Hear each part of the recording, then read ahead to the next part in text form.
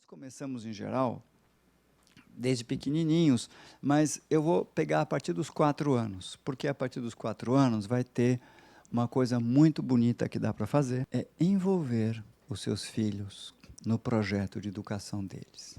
É compartilhar com eles o projeto de educação deles. Com 4 anos, uma criança já é capaz de entender os problemas mais complexos da humanidade.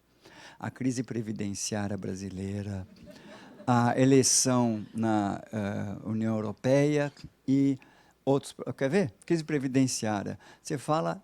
Desde que você explica as coisas em termos de histórias do coelhinho na floresta. Né? Tinha um monte de coelhinhos, né? Tinha os coelhinhos jovens, os coelhinhos velhinhos, os jovens plantavam muito cenoura, né? E davam para os velhinhos comerem, eles não trabalhavam, só comiam cenoura. No começo dava tudo certo, tinha muito coelhinho plantando cenoura. Né? Aí você até pode contar a briga da Dilma com o Meirelles, e depois ali tinha uma coelhona grande, né? Chamada Dolma, que achava que dava para dar cenoura para todo mundo, aí não tinha mais cenoura suficiente. Aí tiveram que dar menos cenoura para os velhinhos, e os velhinhos tinham que plantar também cenoura de novo. Enfim, você conta a história inteira das cenouras e coelhinho na floresta, do que você quiser. Né? Qualquer problema. Estou falando sério, se você colocar o coelhinho na floresta em jogo, você apresenta, ele já tem condições de compreender questões complexas. E eles vão interagir. Mas por que o coelhinho, o velhinho, né, ele podia plantar também, ele não estava tão velhinho assim, então, tinha uma idade que ele podia. Tudo isso você pode discutir. Né? Tudo isso você pode discutir. Bom, então você pode envolver os seus filhos. Como é que nós vamos fazer? A grande sacada, então, além dos exercícios que eu quero passar para vocês, é envolver o seu filho para que ele seja coautor e tenha entusiasmo em, junto com você, cuidar da educação dele mesmo. Né? Como é que a gente começa isso? Você pega o personagem favorito do seu filho, uma princesa, né, um super-herói, uma super-heroína, um bichinho, seja lá qual for, e aí você faz alguns personagens terem pais que são deixildos. Então, por exemplo, né, estava na praia aquela criança, que é lá o personagem, não queria botar boné e passar protetor, queria ficar brincando na praia e achava muito chato pôr boné, toda hora arrancava o boné. E os pais deixildos falavam, deixa, vai, ficavam cansados, deixa. E mais tarde, né, essa criança, ou esse peixinho, ou leãozinho, ou coelhinho, teve, né, uma doença horrível na pele que as crianças têm se elas ficam tomando muito sol sem protetor, que é o melanoma, ou câncer de pele, sei lá o quê, porque os pais eram deixildos. Né? E os pais eduquildos, eles não tinham medo de cara feia. Falaram, não, eu tenho que cuidar de você e cuidar da sua saúde e te ensinar. Então, você tem que colocar esse boné. Se você não colocar esse boné, eu não vou deixar você ficar doente. Né? Porque o doutor Pafúncio explicou que criança não pode ter queimadura, que depois que fica com essa doença, eu vou colocar o boné em você. Se você não colocar, você vai ficar lá na casa, não vai poder ir para a praia, até você conseguir colocar o boné. Se você contar essa história de um jeito mais divertido do que eu estou contando, conta com coisas emocionantes que crianças gostam, né? Com foguetes, com animais incríveis, mas a história é essa, você vai criar para a criança ao longo de 2 semanas. Você não sabe a última história dos deixildos e dos eduquildos, eu vou te contar. E vai contando eduquildos numa viagem, né, eduquildos na praia, eduquildos no trabalho, né, eduquildos numa festa. Então, a criança que comia 1000 brigadeiros e depois ficava doente, né, e a outra que não, enfim. O que você está fazendo aí? Você está passando para a criança uma coisa fundamental, que nesse modelo que eu quero passar para vocês, é um grande diferencial no método de educação, que é, em vez de ir educando separadamente, dizer, olha, tem que emprestar o brinquedo para os outros, tem que fazer isso, tem que fazer aquilo, você convida essa criança a enxergar o sentido maior e a trabalhar com conceitos.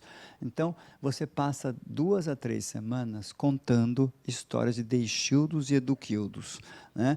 Envolvendo a criança. E você, se você fosse um pai, né, daquela formiguinha, você ia ser um pai eduquildo ou um pai deixildo? E as crianças começam a se envolver, dizer, eu seria, será eduquildo, né? E o seu pai e sua mãe, como é que eles vocês são eduquildos, né? A gente é eduquildo e tal. né? Mas, de vez em quando, tem uns pais deixildos por aí também, a gente vê, mas é que eles não foram educados assim, eles se cansam, eles deixam, a criança dá chilique, eles deixam. Você já está, inclusive, dizendo, né? Olha, se você der chilique, eu sou um eduquildo, eu não vou deixar, né? Então, não adianta você dar chilique. São mensagens subliminares que você também está dando. Isso é um processo de impregnação para passar para uma criança pequena ao longo de 2, 3, 4 semanas. Eu já não aguenta mais de ouvir tanta história de deixildo e eduquildo, ele é um craque agora nisso. Um conceito que depois vai ser formalizado e oficializado e incluído no processo de educação. Depois que isso foi estabelecido, a pobre criança, então, passou sob uma lavagem cerebral, né, de muitas histórias, e ela agora sabe perfeitamente o quê? Que ela tem pais que são eduquildos. E o que os pais eduquildos? Ela sabe anunciar isso, com 4 anos ele já sabe. Então, Pedrinho, né, o Maricota, o que são os pais eduquildos? Os pais eduquildos são pais que preparam para a vida, né? Coitado, já vai aprendendo isso, mas não faz mal, não subestime a inteligência das crianças. Elas têm uma enorme capacidade, né? Bom, agora você pode começar a trabalhar as competências. Por exemplo, vamos dizer que você queira trabalhar a competência, digamos que você tenha uma criança que você quer mexer um pouco na capacidade interpessoal dela. E essa criança, digamos, tem uma característica, ela é mandona, quer mandar nos amiguinhos, tá? Ou ela gruda, né? Ou ela zomba, meu desenho é mais bonito que o seu é feio, qualquer coisa assim. Então, lá vai você agora, e são 4 fases para trabalhar. A primeira fase, agora nós vamos ver, é, através de histórias, criar um conceito. A segunda fase, depois eu vou repetir isso, né, é você aplicar, formalizar o conceito e começar a aplicar. A terceira é exercícios que a gente faz em casa de antecipar situações, simulando situações com aquele conceito. E a quarta é coaching para filhos no dia a dia usando aquele conceito. Então, vamos ver como a gente faz isso na prática, tá? Então, digamos que seja uma criança mandona. Uma criança mandona, em vez de, no meio da festa, falar, para de mandar no seu amigo, você não pode mandar. Não. Você começa a campanha de lavagem cerebral durante 2 semanas, contando as famosas histórias do Mandonildo e do Ovidildo, né? Então, a Mandonilda mandava em todos os amiguinhos, né? Então, você não vai ficar no escorregador, você vai ter que ir no trepa-trepa. Eles, mas ela manda mesmo, e tal. E a Ovidilda, ela ouvia, o que você quer brincar? Vamos brincar juntos, vamos fazer isso, aquilo, etc. E vai contando em variações, o Mandonildo na praia, o Mandonildo na espaçonave, o Mandonildo não sei aonde, essas histórias com personagens. Só que agora, você faz uma segunda coisa, né? Depois de tudo isso, está também no meu livro, tá? Eu indico para vocês onde está isso no meu livro, A Arte de Dar Limites, tem essas técnicas. A segunda são histórias da sua infância, porque senão é só história de personagem, seu filho cansa, né? Lembra que é uma lavagem cerebral. Então, você começa, você sabe, quando você vai, sei lá, passeando com ele na praia, catando conchinha, você sabe que a mamãe, né, ou o papai... Eu tinha um vizinho que era um Mandonildo. Você não acredita? Conta, como é que é? Porque eles também estão interessados, né? Ainda mais se você contar a história legal. Aí você conta do Mandonildo, eles começam a completar. Então, eles começam a dar ideias para a história também, de como esse Mandonildo era chato, né? E por aí afora. Depois você pode contar histórias do cotidiano. Hoje eu estava no trabalho, mas eu tenho um chefe que é um Mandonildo, ou tem um empregado que é um Mandonildo, ou um colega, né? Ou entrou na sala lá um Mandonildo, né? Mesma coisa com o Zombildo. O Zombildo fala que tudo que ele faz é melhor e o outro faz mal feito. Tem um outro amigo que é o Elogildo. E o Zombildo zomba de todos os outros e vai ficando sem amigos. E o Elogildo elogia, porque ele descobre coisas bonitas no desenho do outro, descobre sempre uma coisa boa no que o outro faz. E com o tempo, o Zombildo não tem mais amigos. E o Elogildo está cheio de amigos. Agora, o Zombildo ficou ainda com um único amigo, que é quem? O Elogildo, é o único que aguenta ser amigo dele. Aí ele pergunta por quê, né? Que ninguém quer brincar comigo. Aí o Elogildo conta para ele por quê. né? E aí ele ensina, ele aprende, sempre nas histórias tem um resgate, né? E ele também começa a aprender a enxergar as coisas boas e parar de zombar dos outros. Então, tem já um efeito demonstração, que é mostrar para a criança. Então, quando o amigo fizer um desenho, aí o zombildo aprendeu, em vez de falar, que desenho feio, falar, puxa, mas tem uma coisa boa nesse desenho, olha, sei lá, você usou a cor azul, eu podia aprender a fazer isso com você, vamos fazer juntos. Enfim, essa inteligência emocional, que tem várias vertentes, né? Ele não vai entender o conceito de inteligência emocional, habilidade interpessoal, mas ele pode aprender essas várias atitudes. Depois que você contou, durante 2 semanas, na hora de dormir, no carro, na praia, histórias dos personagens, histórias da sua infância e histórias do cotidiano, você acabou de impregnar um conceito. Essa altura, geralmente, ele já fala assim, eu não sou o Mandonildo, né? Eu não sou, né? Acho que não. Você é? Não, tá bom, né? Agora você vai poder conversar com ele. Está bem instalado o conceito. A mesma coisa sobre o autonomildo e o dependildo. O nagarra, o desistildo e o garrildo, né? Ou tentildo, né? Que tenta, e o desistildo, né? Você vai contando histórias. Isso você está passando para os seus filhos valores também. E mostrando, numa época em que eles adoram. Nessa época ainda é fácil. Vocês conseguem imaginar isso? Bom, depois que você fez isso, você entra na fase 2, que é instalar o conceito. Falando, então, agora que você é Gandhi, né, você tem já 4 anos e 6 meses, né? Tá. Você tem 4 anos e X meses, agora que você já é Gandhi, é o seguinte, você agora já entende que é muito importante, sei lá, ter garra, o que é muito importante ter autonomia, ou é muito importante, lembra da história do planegildo, né, e o não pensildo, né, enfim, o frustrildo, né, e o flexildo, né, eles entendem palavras complexas, eles falam flexibilidade, é conseguir pensar em outras coisas. Não subestime, com 4 anos eles já conseguem fazer isso. Você agora entra na fase 2, você fala, então, agora que você já é grande, a gente vai começar a conversar um pouquinho sobre flexibilidade e frustração. Pode conversar mesmo. E agora, você vai fazer uma coisa que se chama antecipação contrastiva. Então, você fala assim, lembra que nós somos pais eduquildos? Lembro. Então, tem pais que preparam filhos para a vida, tem pais que não preparam. Nós agora vamos te preparar para você ser um flexibilizildo, né, e não, né, um frustrildo, tá bom? E eles, à medida que essas campanhas vão acontecendo, se você fizer isso com 4, 5, 6 anos, eles de fato chegam depois de meio ano, coisa assim, capaz de enunciar os 6 conceitos e falar, meus pais querem me preparar para a vida, quando eu for grande, quando eu tiver, né, adulto, eu vou ter, né, autonomia. E eles de verdade falam isso. Isso já fica marcado, isso vai ter efeitos importantes lá na frente também. Inclusive, ajudá-los muito depois na educação do adolescente. Isso já é numa época em que isso gruda bem. E aí você agora faz a terceira fase em cada um dos conceitos, que é a simulação, né, contrastiva. Então, como é que é? Fala, olha, nós vamos fazer uma brincadeira. Imagina, né, que você tivesse uma festa, né, e vêm uns amigos. Como é que seria, o que você faria na hora que eles quisessem, se você quisesse brincar de escorregador e eles quisessem ir no trepa-trepa, se você fosse um mandonildo e se você fosse, né, um ovidildo? Ou o que você faria se você fosse um desistildo ou um garrildo, né? E aí é importante o contraste. O jogo é eles falarem, se eu fosse um mandonildo, ou o que faria? Ia dizer, não, você fica aqui, você não vai fazer isso, você vai ficar comigo, eu que mando. E se fosse um ovidildo, você está treinando não só o que faria sentido, mas também junto o que não faz sentido. Isso aumenta o nível de consciência e associações.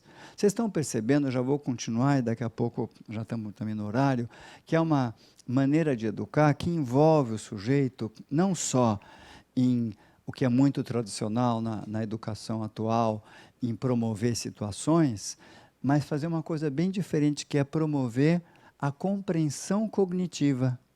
e a fixação cognitiva. Então, além de você criar uma arquitetura, etc., você envolve o sujeito nisso.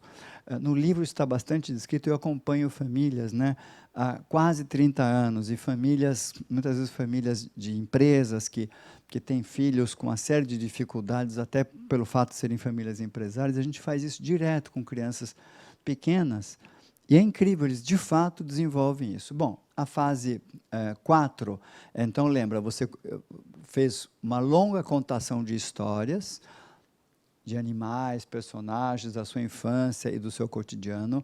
Você estabeleceu o conceito, falou que pais eduquildos agora vão ensinar isso. Você começou exercícios de simular situações que acontecerão, sempre contrastando um comportamento e outro, né?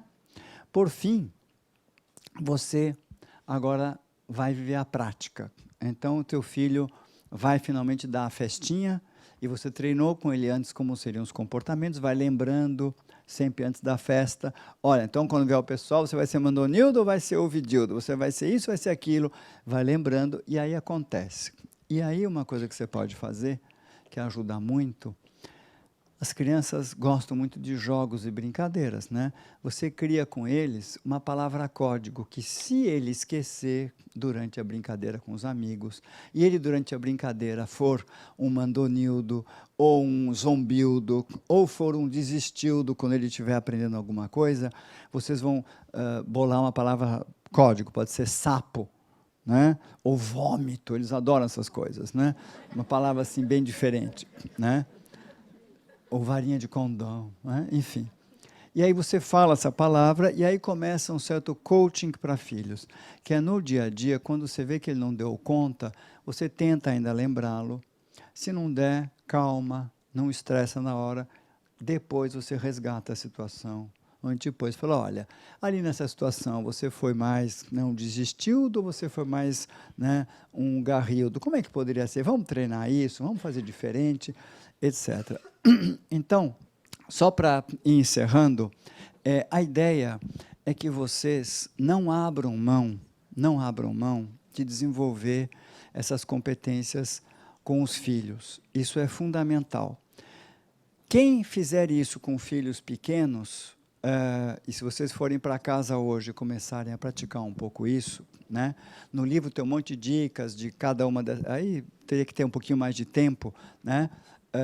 Para cada uma das competências, dar exemplos de exercícios, mas a ideia é vocês pegarem o espírito da coisa e se colocarem a experimentar isso. O fundamental é vocês entenderem que vocês podem ser pais eduquildos e que vocês podem envolver os filhos num projeto de educação. Os pais que tiverem filhos mais velhos, se você não fez isso com seu filho que já tem 8, 9, 10 anos, ou um adolescente talvez difícil agora, aos 14, 15. Quem tem filhos aqui maiores, digamos, com mais de 13 anos? Levanta a mão. Tá. O resto tem filhos menores. Tá. Quem tem filhos maiores teria outras formas de fazer a mesma coisa. Mas aí é claro que não vai ser com esse tipo de historinha e vai precisar reverter um pouco. Mas os filhos maiores, mesmo com 15, 16, e mesmo que sejam adolescentes rebeldes, irritados, né, e pouco abertos, se você abordá-los de uma maneira adequada, eles ficam interessadíssimos em participar de um projeto de educação e preparação para a vida deles mesmos, desde que faça sentido para eles, né? Aí a gente trabalha com outras técnicas, mas que funcionam muito. Então, como palavra final, já que a gente vai estar um pouquinho, um tempo um pouco mais exíguo, a palavra final que eu diria para vocês é assim: não abram mão, não só do papel de eduquildos, mas de investir na inteligência dos filhos e envolvê-los nesse projeto. Eles, de verdade, são capazes de, depois de poucos meses, com uma competência inacreditável, enunciar o que é importante eles conquistarem. E aí, ao longo da vida, com 7 anos, com 8 anos, com 10 anos, com 16 anos, isso faz parte da família, né? Uma série de decisões que vão ser tomadas sobre se vai fazer um intercâmbio, se não vai, se vai ter que fazer um curso, se não vai. vai se falar tranquilamente. Lembra, né? É importante desenvolver a garra, isso vai ser importante por isto, é importante desenvolver a autonomia, né? Eles próprios já sabem disso. Isso tudo é impagável e faz com que, mesmo casos difíceis, por exemplo, uma criança que não tem garra, né? Possa desenvolver garra. E mesmo que você comece depois na adolescência, há uma série de técnicas e maneiras de fazer isso, mas não perca nunca a ideia de que a meta da educação é desenvolver essas 6 competências. Isso é um legado que você vai deixar para os seus filhos, impagável. Eles, aos 80 anos, não vão lembrar disso, e isso ainda vai frutificar, tá bom?